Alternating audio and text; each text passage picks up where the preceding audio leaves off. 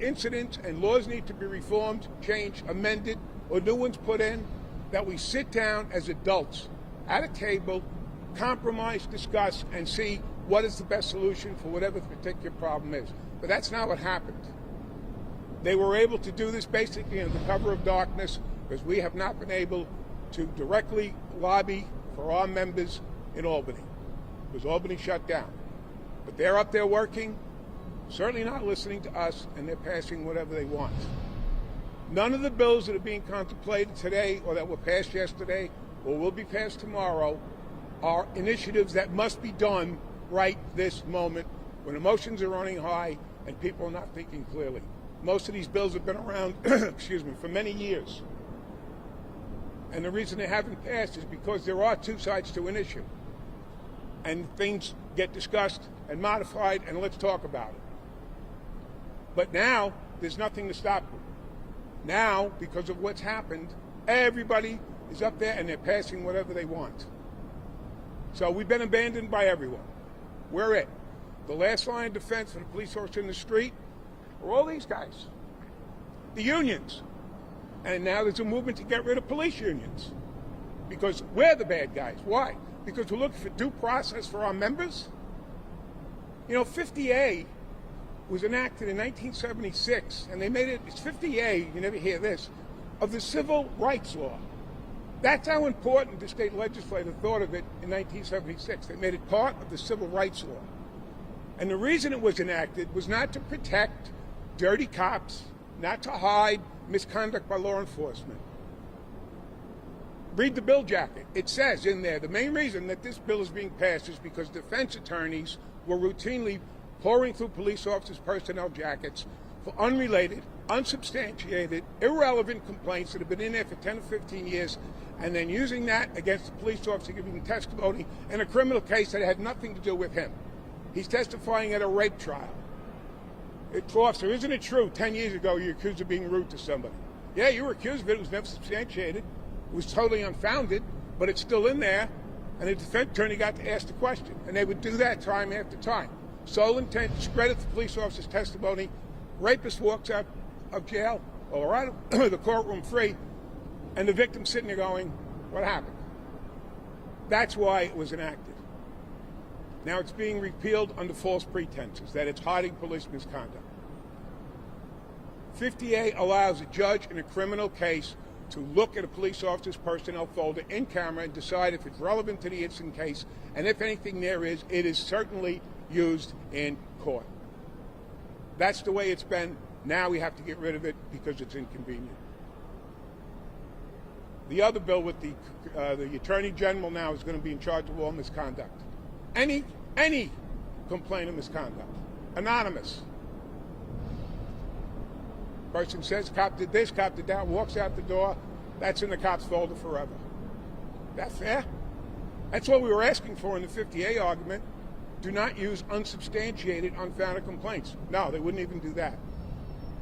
So now this new Attorney General board will look at any allegation of any offense by any cop anywhere at any time. Another level of scrutiny that is certainly not warranted. We have enough levels currently between internal affairs, the local district attorney's office, the state attorney general, the federal government. We're scrutinized. We are more than scrutinized. But again, we haven't been given the opportunity to discuss these bills, as I said, none of which need to be passed right away, except that they're doing it for political purposes, to make themselves look good, tell everybody cops are bad, and then, now they want cops to go out and do their job like they always have. I don't see how that can continue. We're human. Self-defense is a very strong emotion and instinct, and we're going to protect ourselves and our families. So I'll just finish by saying, all the cops have left, as I said, these people, us, the unions, we're not going away. We're going to continue the fight, and we're going to protect our members' due process. Good afternoon. My name is Mike O'Meara. I'm the president of the New York State Association of PBAs. And I just want to talk to you, the press, and I want to talk to the police officers. 375 million interactions with the public every year. 375 million interactions, overwhelmingly positive responses. Overwhelmingly positive responses. But I read in the papers all week, we all read in the papers, that in the black community, mothers are worried about their children getting home from school without being killed by a cop. What world are we living in? That doesn't happen. It does not happen. I am not Derek Chauvin. They are not him. He killed someone. We didn't. We are restrained. And you know what? I'm saying this to all the cops here. Because you know what? Everybody's trying to shame us. The legislators, the press, everybody's trying to shame us into being embarrassed about our profession. Well, you know what? This isn't stained by someone in Minneapolis. It's still got a shine on it. And so do theirs. So do theirs. Stop treating us like animals and thugs and start treating us with some respect. That's what we're here today to say. We've been left out of the conversation. We've been vilified. It's disgusting. It's disgusting.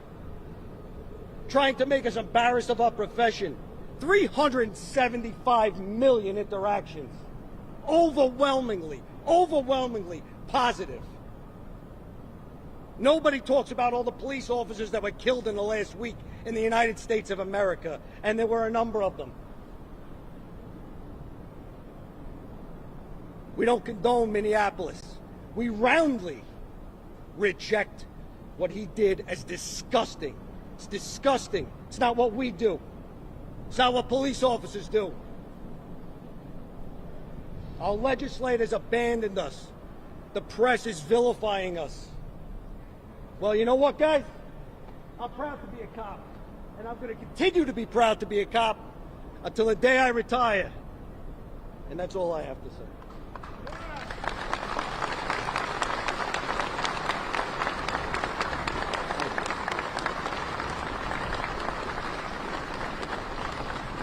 Thank you. I want to now introduce Elias Housamadine from the Corrections Officer Benevolent Association to speak on behalf of his members. Every day, a correction officer is assaulted in these jails. Every day, a correction officer is assaulted inside these jails. Every day, we work with gang members who have communication with gang members in the street. 50A, my testimony before the Senate was, I don't think 50A go further enough to protect correction officers or police officers or law enforcement officers, especially today with social media. I don't think 50A go further enough. I don't want inmates with correction officers' information in their cells because that's where they're going to have it. Why should our personal information, our personnel information be floating around a jail? It's dangerous. It threatens not only me as a correction officer, it threatens my family. My family information is in there. Every day, correction officers walk these tiers, work these jails, work with the people that the police officers arrest, that the DAs, that the judges decide that you don't want in the street. And now the legislator want to take the little bit of protection that we have. That can't be true. They want to take the little bit of protection that 50A actually provides, which I say isn't enough. Every day we don these uniforms. And I think Patty said a lot, and I think he said it best, but every day inside these walls, we have a different situation. We don't have somewhere where we could run or hide or duck or go. When it jumps off with us, it jumps off and we have nowhere to go.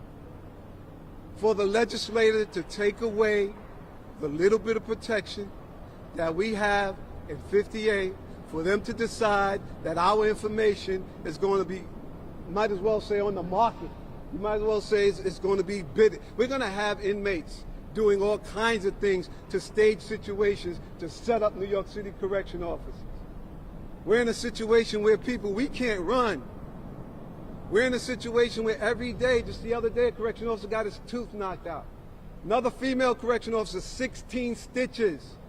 Just the other day, a correction officer, female, hit in the head with a peanut butter jar and have a permanent scar in her head. And the legislators had decided that all of their information should be available in some inmate's cell.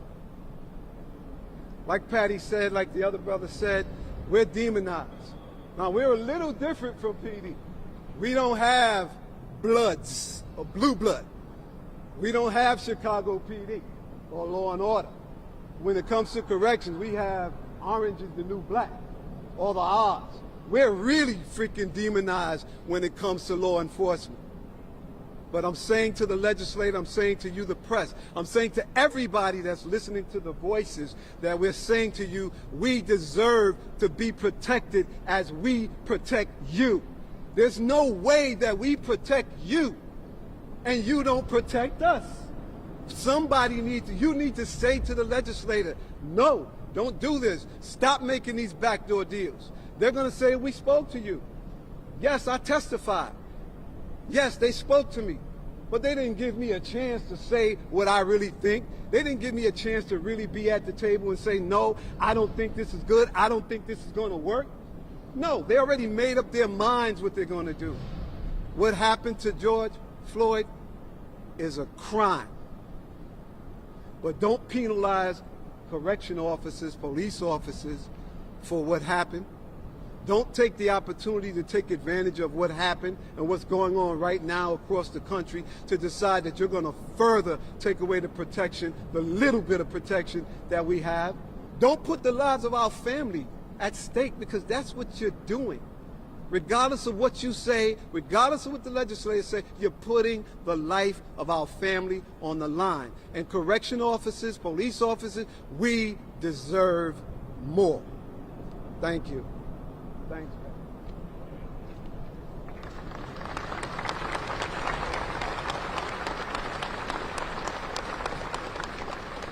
Thank you, Mr. President. You know, many times when I take this microphone and I come here and I speak on behalf of our members, I kind of hear the talking points. You know, Patty, you're so angry up there. I wish I was angry. I'm heartbroken. I'm heartbroken because on September 11th, we saw our colleagues die and run into those buildings, and we were cheered on 10th Avenue. That's gone away. You know, we watched in Sandy where we jumped in the water, tried to save people, and we were cheered on the streets. It's gone away.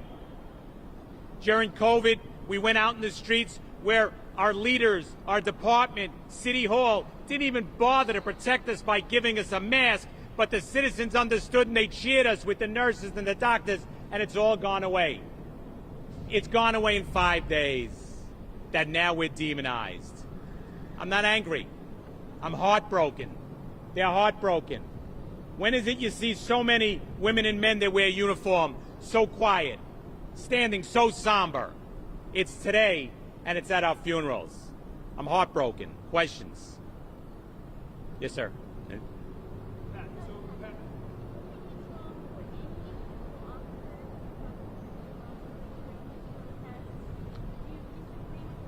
Yeah. Mm-hmm. Right. I ask for my members the same thing, the same rights that you're entitled to. Due process. Every union leader would say we fight for fairness. Bring the facts in. Give us our day. But to criminalize the job that we were sent out to do in a difficult time when we were under attack, and that the job doesn't want to give us that due process where a DA says, I won't prosecute the wrongdoers, but I'll prosecute you. All I ever ask for, and I say it time and time again, fairness. Fairness for us. Constitutional rights for us, just like for you. Yes, sir. Yes, sir. If there's an allegation, here's what should happen. If there's an allegation, investigate it. Let the facts go where they go. But what do we see here in this city? We see a video. We always the same words. Go back on your tape. I don't like what I saw. I think he should lose his gun and shields. But then we're going to have an investigation. They got it backwards. Get the allegation. Investigate the allegation. Then decide guilt or innocence, not before. Yes. Yes, sir.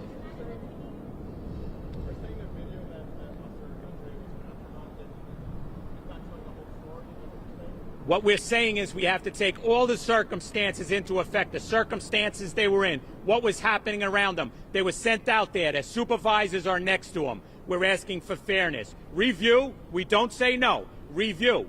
Criminalize it, it's absolutely wrong. It shouldn't be going on. What the first thing I thought is, wow, this cop's going to get demonized along with the rest of us because no one's going to take the time to look at it, review it, and quietly investigate and come to a conclusion. Because the minute it went up, the conclusion was made, and it was made by our leaders. That's wrong. Yes, sir.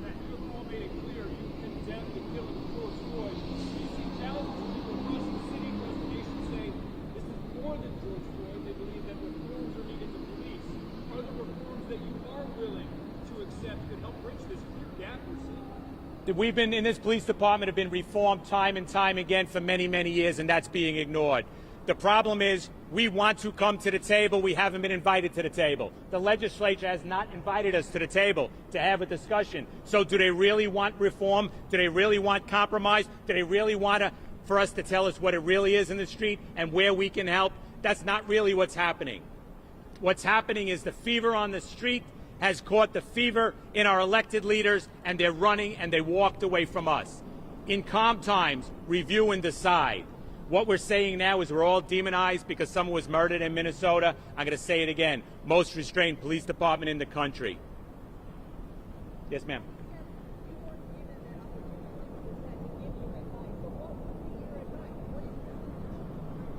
My advice would be to sit down with us and have a rational discussion to see where we might be able to compromise, if we can compromise. But we weren't given that opportunity. To ask, and what we would say is, we're entitled to the same rights as you. If there's a false accusation, an unsubstantiated accusation, if the person that made the complaint against us is found out to lie, then they should be prosecuted too. But they won't do that. But they want to expose everything, whether we're innocent or guilty. And then they want to say, well, where there's smoke, there's fire. Not always. Sometimes it's read wrong. We had that in a video that went out, and a police officer took out his weapon during a riot situation. Take his shield, suspend him. My God, I don't like what I saw. Well, you know what we did? We did an investigation. We got the whole tape. Then the questions were being asked. Was the mayor wrong to say that? Why? Because a millisecond before, that person tried to kill a New York City police lieutenant. Now the narrative has changed. If we had done it properly with due